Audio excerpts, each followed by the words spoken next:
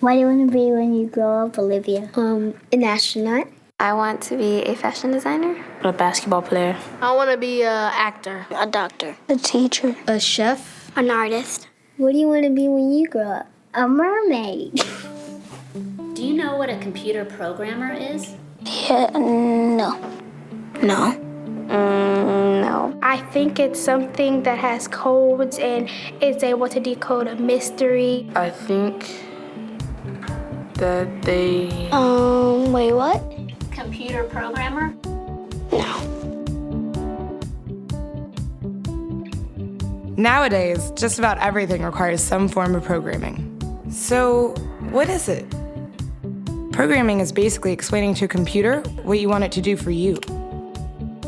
When you're programming, you're teaching possibly the stupidest thing in the entire universe, a computer, how to do something. Programming is one of the only things in the world that you can do where you can sit down and just make something completely new from scratch, whatever you want. It's really not unlike kind of playing an instrument or something, or playing a sport.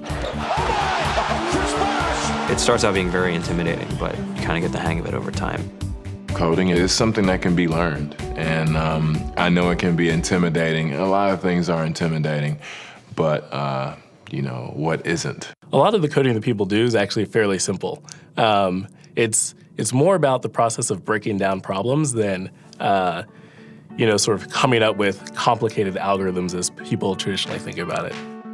Well, if it's fairly simple, why aren't there more of us doing it?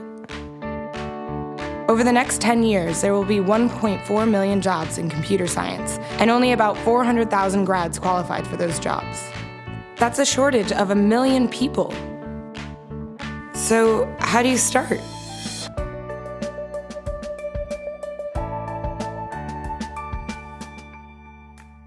I was obsessed with maps when I was a kid, and cities specifically.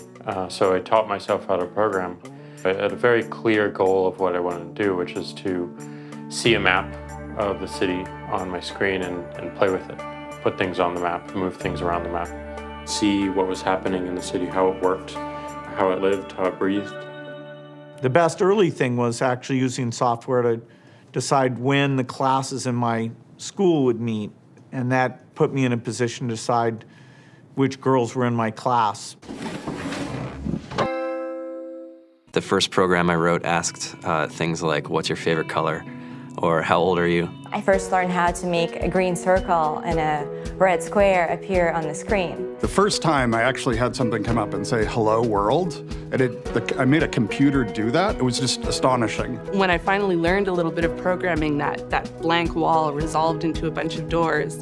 And you open them, and finally you start to open enough doors that the light comes in. And to me, a finished program is like a structure filled with light. All the corners are illuminated. You understand the structure of it. It's a really serene feeling to have completed that.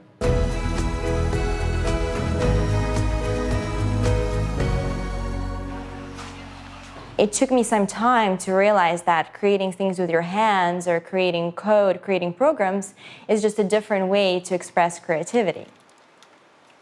I think right now there's a big emergence of the culture of making. People who make their own scarves and hats, people who write their own apps. Now it's just limited by your imagination and sort of what kinds of ideas what kind of understanding can you build into the computer so that it can do these things that were previously impossible.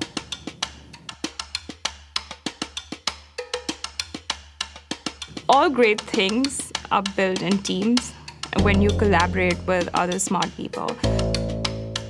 You're testing your ideas, you're stimulating each other. That's what makes us successful. It's not some flash of brilliance by somebody who then codes 24 hours a day for 3 weeks. It's what happened. The magic happens when we're all on the same page, collaborating and building something together. There's a much greater need in the world for engineers and people who can write code than there will ever be supply. And so we all live these very charmed lives. To get the very best people, we try to make the office as awesome as possible.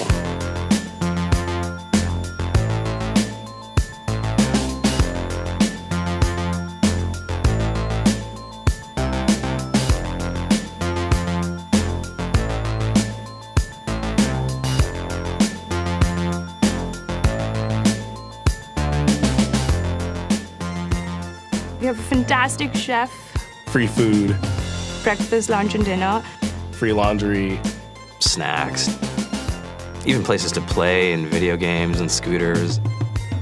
There's all these kind of interesting things around the office and places where people can play or relax or go to think or play music or be creative.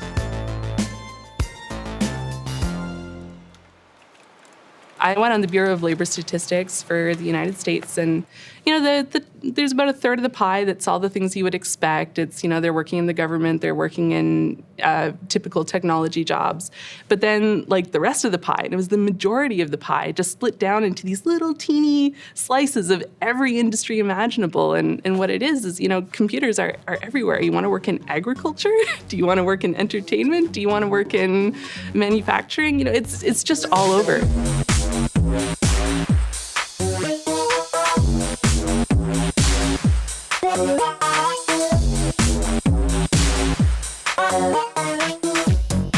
Here we are, 2013. We all depend on technology to communicate, to bank, information, and none of us know how to read and write code. So you guys, what else? Who else has an idea of what we can change with our programming? What else can we do? Tiffany? What I saw my students take away from using Scratch and programming in our classroom is that they were willing to push through problems. It really builds critical thinking, it builds problem solving, and it's something that they can then apply to math in the classroom or their reading skills. We integrated science with this programming, and I saw my scores go up 30%. When I was in school, I was in this after-school group called the Whiz Kids. And when people found out, they laughed at me and, all these things. And I'm like, man, I don't care. I think it's cool. And, I'm learning a lot. And some of my friends have jobs. It's important for these kids.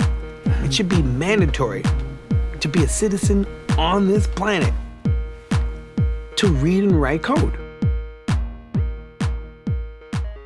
I just think you have to start small, right? And I think that's one of the biggest misconceptions about computer science and programming overall is that you have to learn this big body of information before you can do anything. You don't have to be a genius to know how to code. You need to be determined. Addition, subtraction, that's about it. You should probably know your multiplication tables. You don't have to be a genius to code. Do you have to be a genius to read? Do you have to be a genius to do math? No? No? I think if someone had told me that software is really about humanity, that it's really about helping people by using computer technology, it would have changed my outlook a lot earlier. Whether you're trying to make a lot of money or whether you just want to change the world, computer programming is an incredibly empowering skill to learn. To be able to actually come up with an idea and then see it in your hands and then be able to press a button and have it be in millions of people's hands. I think we're the first generation in the world that's really ever had that kind of experience. The programmers of tomorrow are the wizards of the future. You're going to look like you have magic powers compared to everybody else. I think it's amazing. I think it's the closest thing we have to a superpower. Great coders are today's rock stars. That's it.